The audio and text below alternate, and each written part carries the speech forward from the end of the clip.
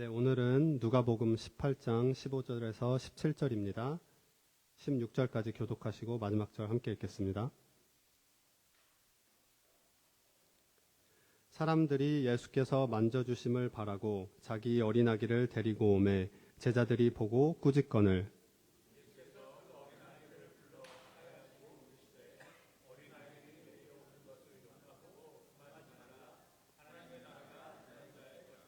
함께 읽겠습니다. 내가 진실로 너희에게 이르노니 누구든지 하나님의 나라를 어린아이와 같이 받아들이지 않는 자는 결단코 거기 들어가지 못하리라 하시니라. 아멘.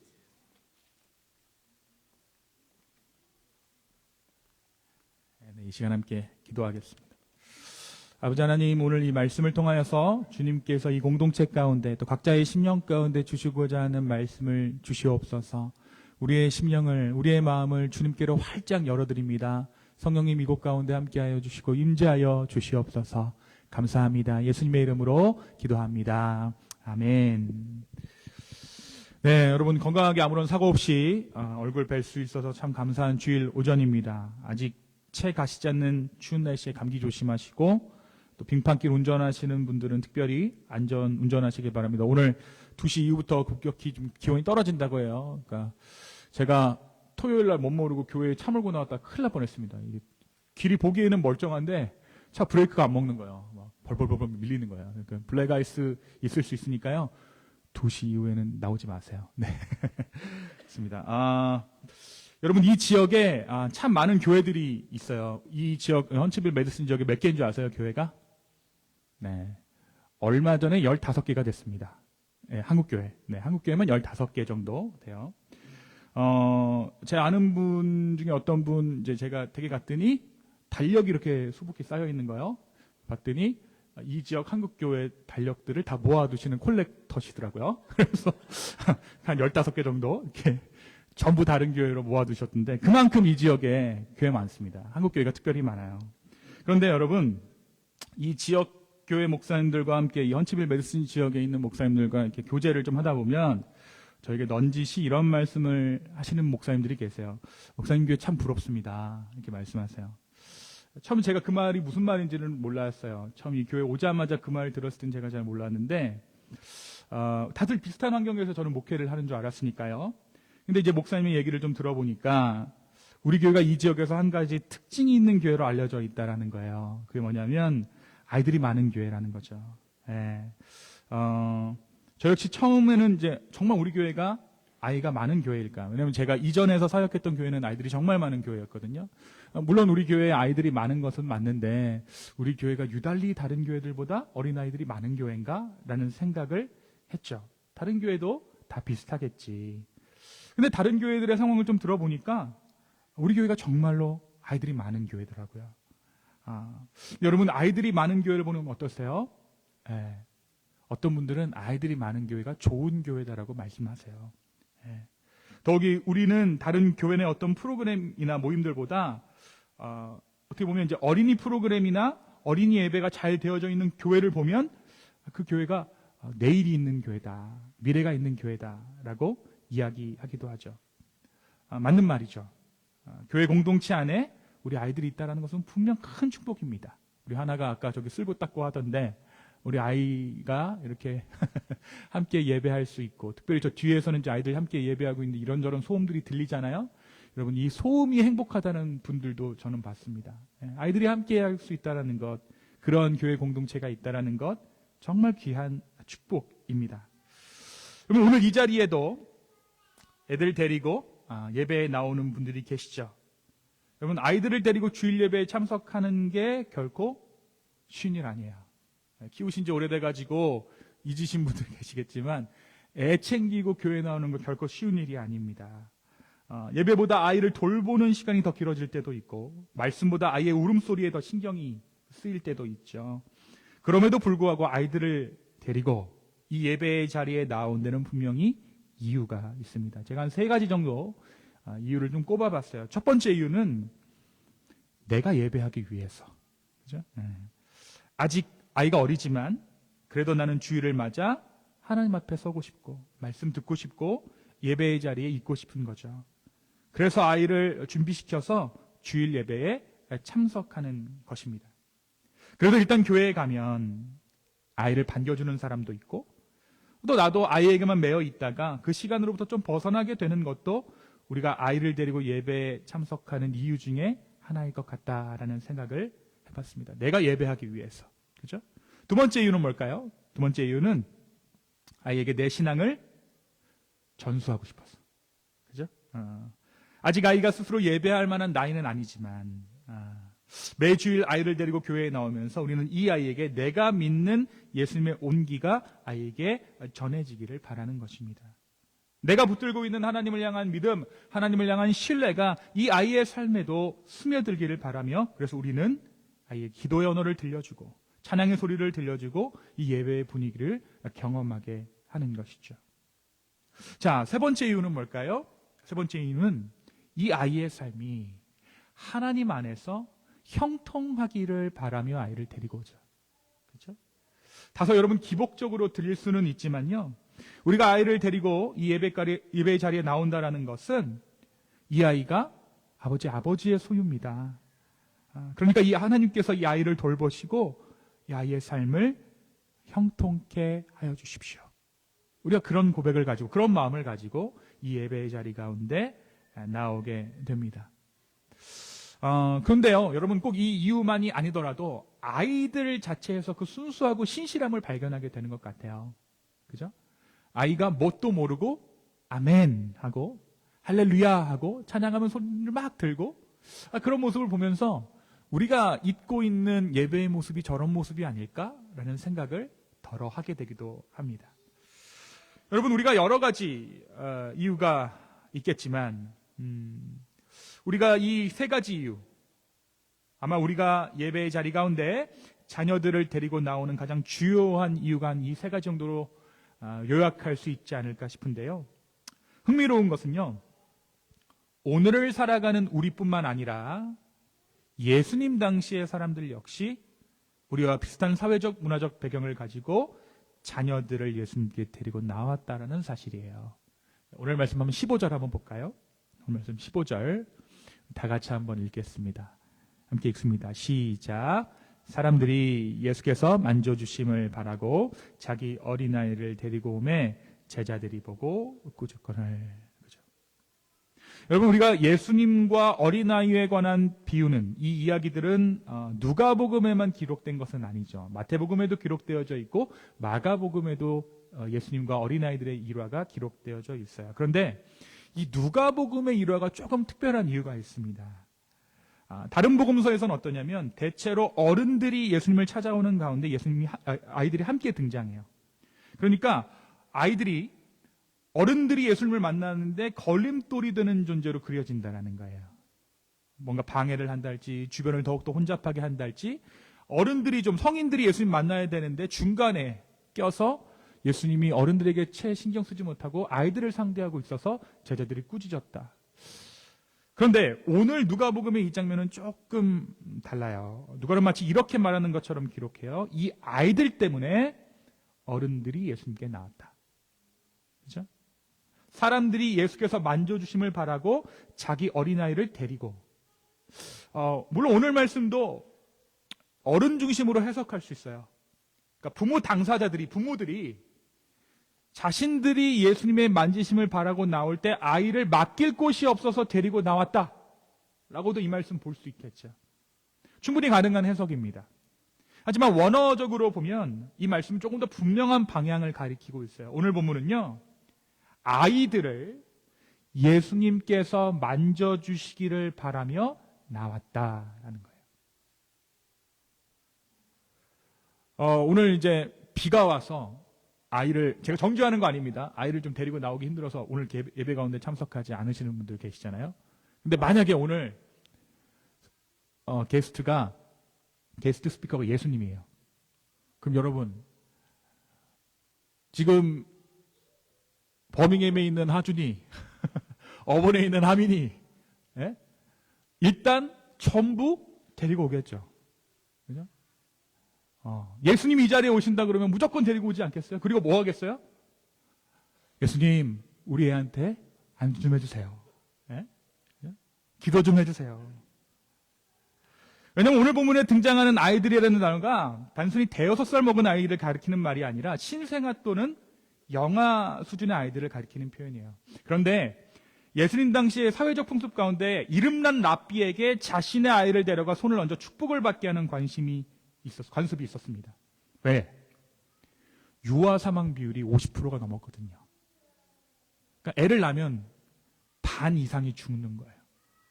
그러니까 이 사람들의 신앙 가운데 어때요? 이름난 랍비가 있으면 안수를 조금 받는 거예요. 그죠? 생각해 보세요. 우리도 저희 어머니 때는 아니고 저희 할머니 때 얘기 들어보면 어머니 때인가요? 애 낳다가 많이 죽잖아요.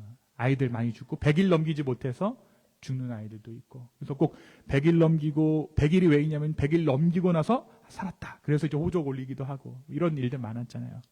예수님 당시에도 그런 일이 있었다라는 거예요. 그래서 사람들이 이름난 랍비가 있으면 그 랍비에게 자기 아기를 데려가서 안수받게 하는 풍습이 있었습니다. 여러분 당시에 예수님이 어떠한 존재로 유대 땅 가운데 알려져 있었죠? 가장 영향력 있는 랍비였어요. 예수님은. 그렇죠? 예수님은 어떤 랍비와 그러니까 바리새인들과 논쟁을 하더라도 탁월한 방식으로 그들을 제압했습니다. 그뿐만이 아니죠. 예수님은 가는 곳마다 병자들을 고치시고 일으키셨어요. 심지어 죽은 자가 예수님의 안수로 살아나기도 했고 제자들과의 일화에서는 성난 바다를 잠잠케 하셨을 뿐 아니라 바다 위를 걷기도 하셨죠. 자, 당시 유대 땅에서 아이를 출산한 젊은 부모들은 생각했을 거예요. 어떤 생각일까요? 그렇습니다. 우리 아이를 데리고 예수라는 랍비 앞에 가야 되겠다. 예수님 앞에 우리 아이를 데리고 가서 반드시 좀 기도받게 해야 되겠다. 예수님께서 나의 아이를 만져주기만 한다면 우리 아이는 살 수 있다. 또 보장된 앞날을 살아갈 수 있을 거야. 그렇습니다. 당시 유대 땅에 있던 젊은 부부들은 이 아이가 잘 자라기를, 이 아이가 보호받기를, 이 아이의 삶이 하나님 안에서 지켜지기를 소망하며 자기 아이를 가지고 안고 예수께 나온 것이죠.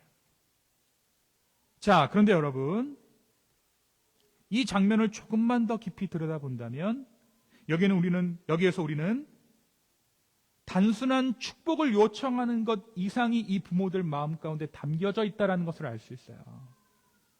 아이를 안고 나온 것은 아이의 무엇 때문이 아니라 그들을 양육하던 부모 자신의 불안과 두려움 때문이었죠. 그렇지 않겠어요? 우리 다 그렇게 아이들을 키우잖아요. 당시 로마의 식민사회를 살아가던 그들에게 과연 이 아이가 이 험한 세상을 살아갈 수 있을지, 이 아이가 실패하지 않을지 이 아이들 스스로 걱정하고 있나요? 아니에요. 이 부모가 걱정하고 불안한 거예요. 여러분, 우리가 살고 있는 이 땅, 이 미국 가운데 여러 가지 일들이 지금 벌어지고 있는데 여러분 불안하죠? 근데 그 불안함을 우리는 쉽게 아이들에게 투영해요. 이 아이들이 어떻게 이 땅을 살아갈까? 그렇죠? 또한 내가 살아보니까 이 세상이 결코 만만한 것이 아닌데 이 아이가 세상에서 버텨낼 수 있을지에 대한 부모의 두려움이 그 아이를 데리고 예수님께 나오게 한 것이죠. 여러분, 신생아 사망 비율이 50%가 넘고 세상은 점점 흉흉해지고 나라는 식민지의 상황 가운데 있다면 당연히 부모들의 마음은 불안할 수밖에 없는 거예요. 자, 그런데 바로 이때 누가 등장하죠? 예수님 전에 누가 등장하고 있습니까? 오늘 말씀 15절 보니까 제자들이 등장해요.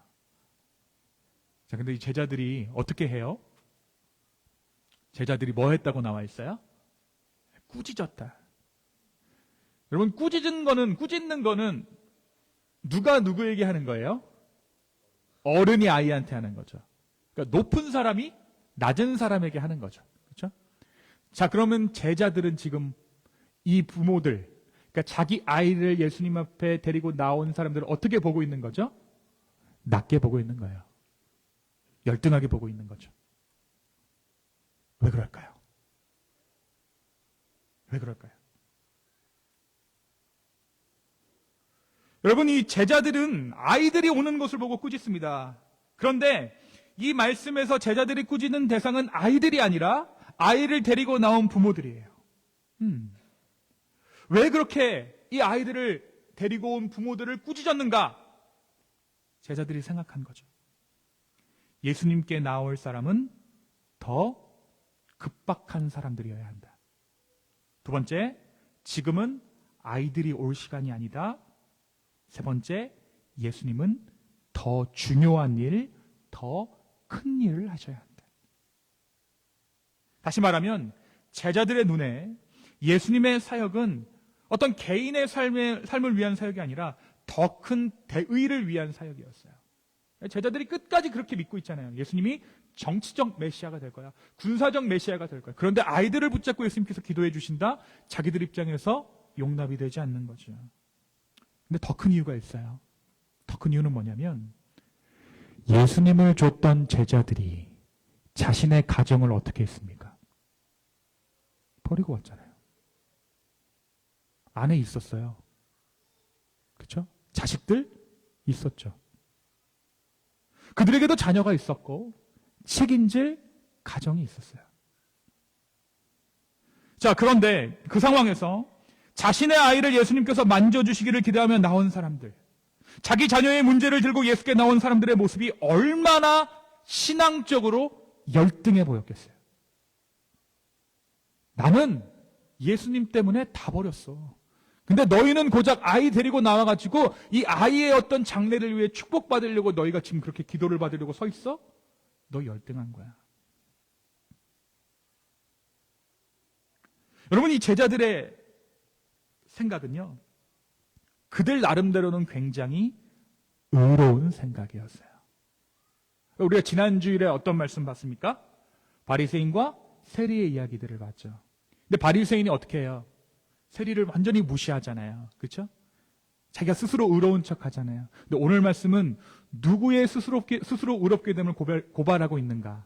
지난 주일에 바리새인의 의로움을 고발하고 있었더라면 오늘 말씀은 제자들이 스스로 의롭다 여기는 그 마음을 고발하고 있는 것입니다. 여러분, 우리가 지난주일 바리새인과 세리의 이야기를 통해 본 것처럼 자기 스스로를 의롭다 생각하는 사람들의 특징이 있어요. 그것은 의롭지 못하다라고 여기지는 사람들에게 쉽게 분노한다는 것입니다. 즉, 주변에 의롭지 못함으로 나의 의로움을 드러내는 것이 사람이 취하는 의로움이다라고 말씀드렸죠. 그렇죠? 예수님의 제자들은 예수님을 위해 헌신했고 나의 삶을 내려놓았고 예수님의 사역을 진지하게 받아들였습니다. 충분히 스스로를 의롭다 할 만한 그러한 상황 가운데 있었다고요. 그러니 자신의 아이에게 기도를 받기 위해 나온 부모들을 향해 조심스럽게 자제를 권하는 정도가 아니라 권면하는 것이 아니라 뭐 했다고요? 꾸짖었다고요. 화를 냈다고요. 분노했다고요. 왜? 내가 의로우니까요. 너희는 의롭지 않다라는 거예요. 기도받을 자격이 없다라는 것입니다. 그런데 여러분, 이 장면을 지켜보시던 예수님의 반응이 무엇입니까? 예수님 전혀 다른 방식으로 반응하시죠. 예수님은 제자들을 향해 화를 내지 않으세요. 제자들을 꾸짖지 않으십니다. 자, 여러분 보세요. 예수님께 자기 아이를 데려온 부모들이 뭔가 잘못된 행동을 했어요. 누구의 기준으로? 제자들을 기준으로. 그렇죠? 제자들의 시각을 기준으로 그들이 잘못된 짓을 했어요. 그러니까 어떻게 했어요? 제자들이 화를 냈습니다. 자, 오늘 예수님이 보시기에 지금 제자들이 잘하고 있어요? 잘 못하고 있어요? 잘 못하고 있죠. 그런데 예수님은 어떻게 반응하시죠? 화를 내시나요? 예수님은 화를 내지 않으세요. 분노하지 않으세요. 왜? 예수님은 다른 사람의 의롭지 않음으로 자신의 의로움을 증명하시는 존재가 아니기 때문에 화를 내실 필요가 없습니다. 이걸 좀 더 깊이 들어가면 이제 하나님께서 우리의 죄에 대해서 화를 내실까? 분노하실까? 우리 이 부분이랑도 맞닿는 부분이기도 해요. 아니요. 하나님은 함부로 분노하시는 분이 아니세요. 다만 분명하게 말씀하십니다. 뭐라고 말씀하세요? 어린아이들이 내게 오는 것을 용납하고 금하지 말라. 뭐 하라고요? 용납하고 뭐 하지 말라고요? 금하지 말라. 여러분, 예수님의 이 말은 단순히 아이들을 불쌍히 여기라는 말이 아닙니다. 예수님은 지금 제자들의 생각을 완전히 뒤집고 계신 거예요. 제자들이 생각했죠. 하나님의 나라는 헌신된 사람들의 것이다. 우리와 같이 헌신된 자들의 것이다. 하나님의 나라는 자신의 삶을 내려놓는 사람들의 것이다. 하나님의 나라는 대의를 위해 사는 사람들의 것이다. 그러나 예수님 분명하게 말씀하시는 거예요. 아니다. 하나님의 나라는 아무것도 내밀 것이 없는 자들의 것이다. 그래서 예수님은 아이들을 부르세요. 그리고 이렇게 말씀하십니다. 하나님의 나라가 이런 자의 것이니라. 그래서 이런 자는 누굽니까? 어린이죠. 애들이에요.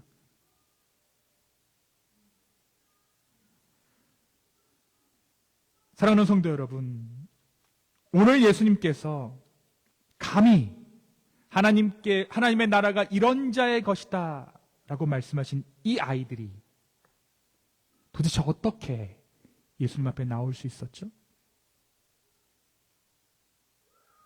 엄마, 예수님이 오신다니까 버스 타고 갔다 올게요. 도시락 좀 싸주세요. 아니에요. 부모가 데리고 온 자들이에요.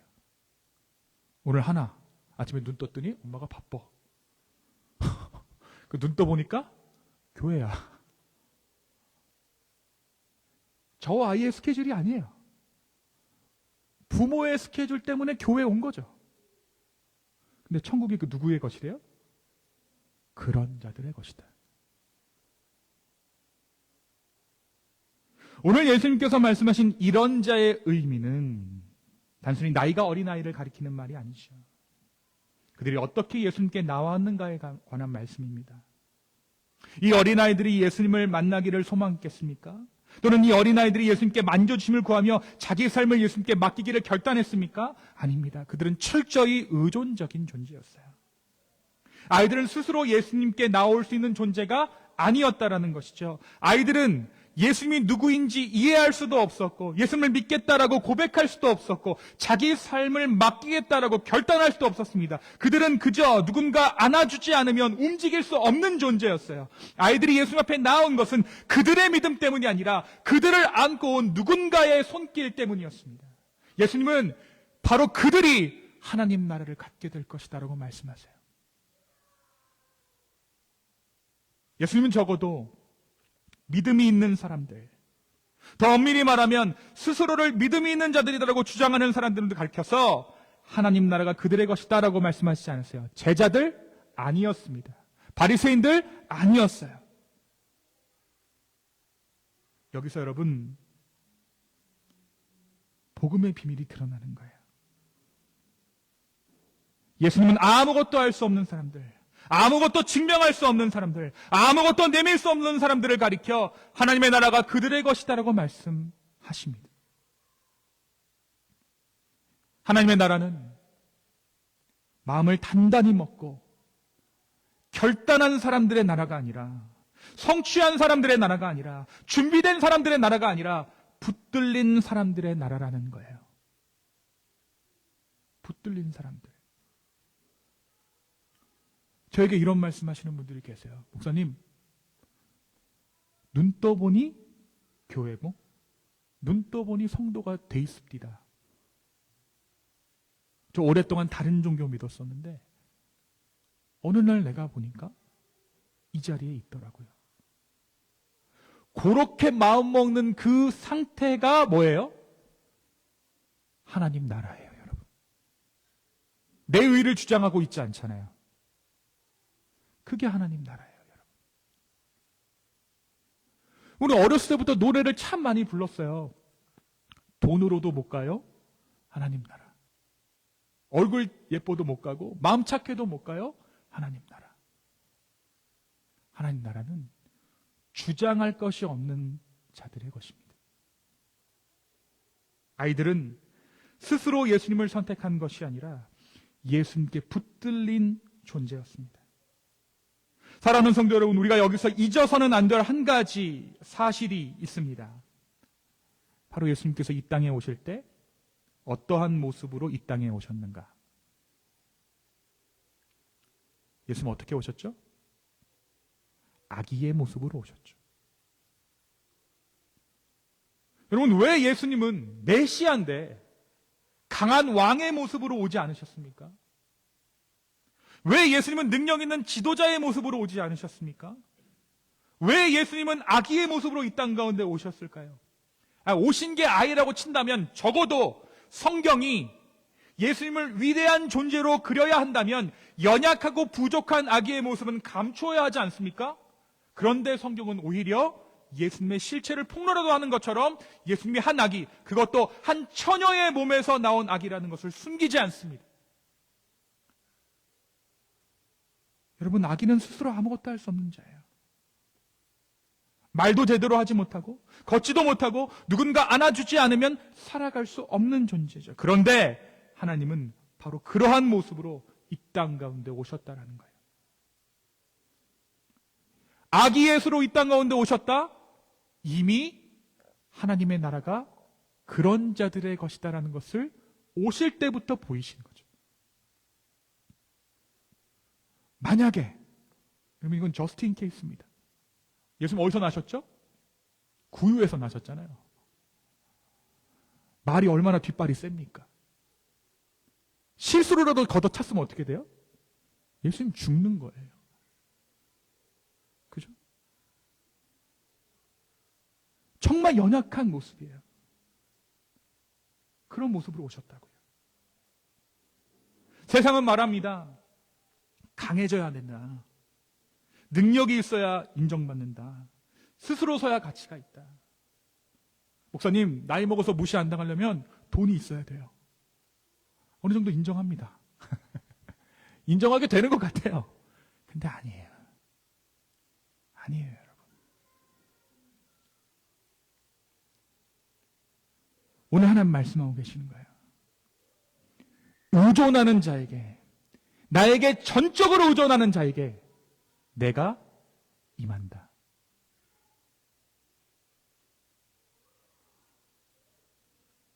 여러분, 예수님은 강함으로 오지 않으셨습니다. 연약함으로 오셨습니다. 능력으로 오지 않으셨습니다. 의존함으로 오셨습니다. 그래서 예수님은 오늘 말씀 가운데 아이들을 안아주세요. 왜? 의존적일 수밖에 없는 존재니까. 하나님의 나라는 전적으로 의존하는 자들, 전적으로 매달리는 자들을 향해 열려 있는 것이죠. 예수님은 아이들을 보며 동정하신 것이 아니라 아이들 가운데 하나님의 나라를 본 것입니다. 그렇다면 이 이야기를 통해 우리가 우리의 삶을 좀 돌아봐야 할 것 같아요. 여러분, 우리는 이곳에 어떻게, 왜 나오게 된 거죠? 혹자들은 내 발로 걸어 나왔다라고 말할 수도 있고, 나의 의지와 결단을 가지고 주님 앞에 왔습니다라고 말할 수도 있을 것입니다. 목사님, 아이까지 데리고 오려면 얼마나 많은 준비를 해야 되는데요. 정말 큰 마음 먹고 큰 결단으로 오늘 이 자리에 왔습니다라고 말하시는 분들도 계시겠죠. 목사님 아시죠? 저 몸이 아픈 거. 근데 오늘 저 예배 왔어요. 맞습니다. 우리는 우리의 결단, 우리의 의지, 그리고 우리가 품은 수많은 소망을 가지고 주님 앞에 나왔습니다. 하지만 그 전에 우리가 꼭 알아야 할 것이 있죠. 그 의지와 결단을 우리에게 심으신 분이 누구신가? 우리 주님이세요. 성경은 말합니다. 우리가 아직 죄인 되었을 때에 그리스도께서 우리를 위하여 죽으심으로 하나님께서 우리에 대한 자기의 사랑을 확증하셨느니라. 뭐가 먼저예요? 하나님의 사랑이 먼저인 거예요. 내 결단이 먼저가 아니라, 내 의지가 먼저가 아니라, 내 선택이 먼저가 아니라 주님의 사랑이 먼저였다라는 것입니다. 오늘 우리가 이 자리에 나와 예배자의 모습으로 설 수 있는 이유는 우리가 하나님을 먼저 찾았기 때문이 아니라 하나님께서 우리를 먼저 찾으셨기 때문이에요.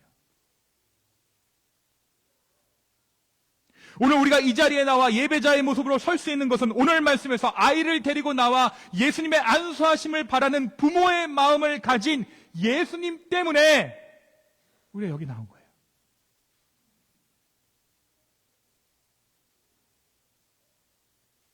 예수님께서 우리를 안고 하나님 아버지 앞으로 데리고 가신 거죠. 그 주님의 마음이 오늘 우리를 이곳으로 인도했습니다. 우리는 왜 이 자리에 있는지 영문도 알 수 없습니다. 왜 내 삶이 예수님을 여짓고 붙잡고 있는지 이해할 수 없습니다. 다만 어느새 눈을 떠보니 나는 이미 예수님 손안에 붙들려 있었고 어느 순간 돌아보니 나는 이미 예수님 품 안에 안겨 있었던 것입니다. 하나님의 나라는 이러한 자들의 것입니다.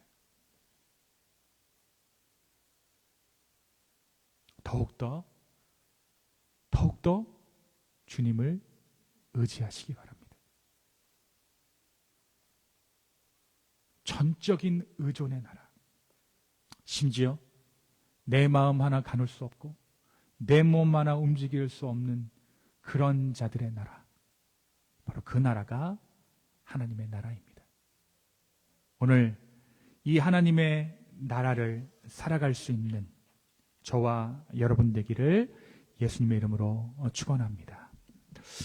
우리 잠깐 자리에서 일어나셔서 함께 찬양했으면 좋겠습니다.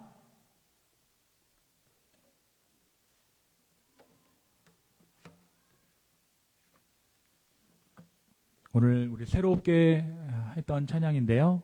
우리 가사를 한번 잘 생각하면서 찬양 한번 해볼까요?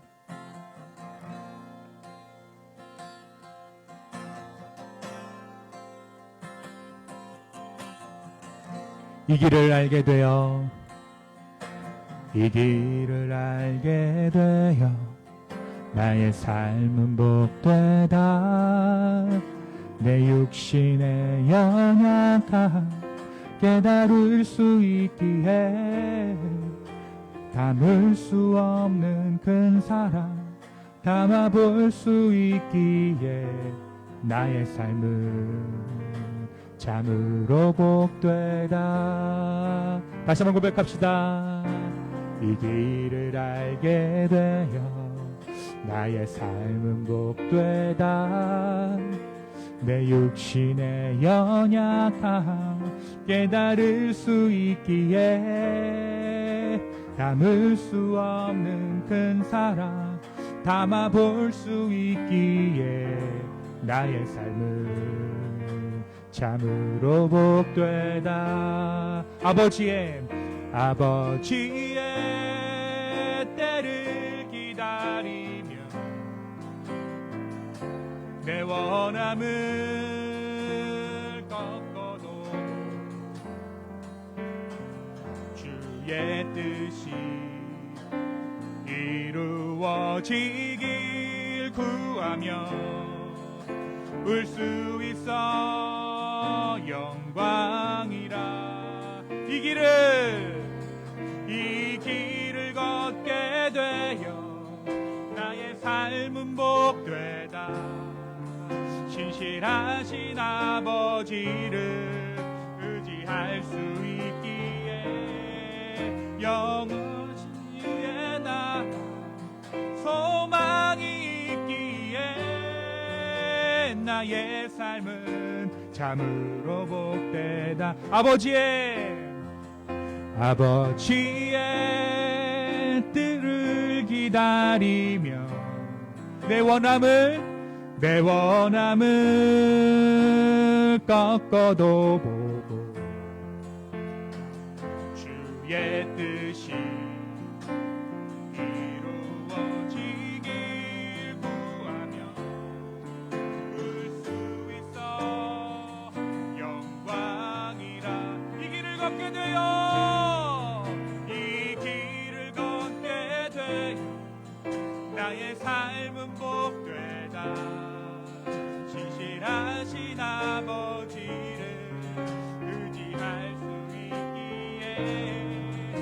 영원하신 주의 나라 소망이 있기에 나의 삶은 참으로 복되다. 이를 걷게 되어 나의 삶은 이 길을 걷게 되어 나의 삶은 복되다. 신실하신 아버지를 의지할 수 있기에 영원하신 주의 나라 소망이 있기에 나의 삶은 참으로 복되다. 이 시간에 기도합시다. 하나님, 나를 믿음의 자리 가운데 불러주시고 하나님, 나를 갖게 하시니 감사합니다. 내가 주장할 것이 아무것도 없지만 주님의 은혜로 말미암아 내가 이 자리 가운데 나올 수 있었습니다라는 그 고백을 가지고, 감사의 고백을 가지고 주 앞에 나가겠습니다. 기도합시다. 아버지,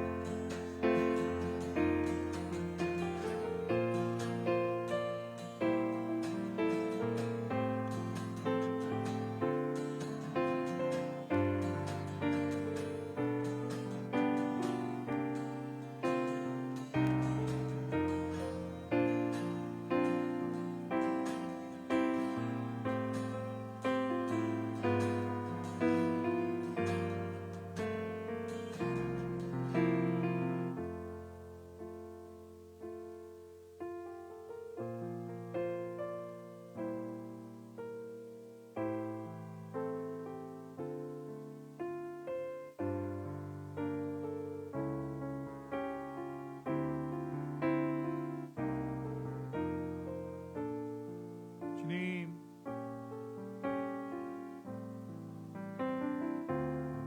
오늘 이 시간 우리를 불러주신 주님의 은혜에 감사합니다. 스스로를 의롭다 하지 아니하고 주님을 의지할 수밖에 없기에, 주님 외에는 소망이 없기에 우리가 주님 앞으로 나아갑니다. 이 한 주를 살아가며 더욱더 주님 보게 하여 주십시오. 주님 바라보게 하여 주시고 더욱더 주님을 의지하는 우리의 하나님 나라를 살아가는 우리 되게 하여 주시옵소서. 또한 우리의 소유를 주님 앞에 드리며 나아갑니다. 이 예물이 쓰이는 곳곳마다 우리의 재정이지만 하나님의 재정이 쓰여지는 것처럼 주의 영광이 넘치게 하여 주십시오. 또한 이 시간 우리의 삶 가운데 고민이 있고 어려움이 있는 자들이 있다면 주님 앞에 맡겨드릴 때 그들의 삶을 위로하여 주시고 그 위로함 가운데 하나님을 온전히 만날 수 있는 귀한 은혜 있게 하여 주시옵소서. 주님, 우리를 붙잡아 주시옵소서. 이제는 우리 주 예수 그리스도의 은혜와 하나님의 크신 사랑과 성령의 감화감동 교통하심이 더욱 주님을 의지하며 더욱 주님만을 바라보며 어린아이와 같이 아버지께 내 삶 드리기를 소망하는 우리 기쁨의 교회 성도분들 머리 위에 지금부터 영원까지 함께 있을지어다. 아멘.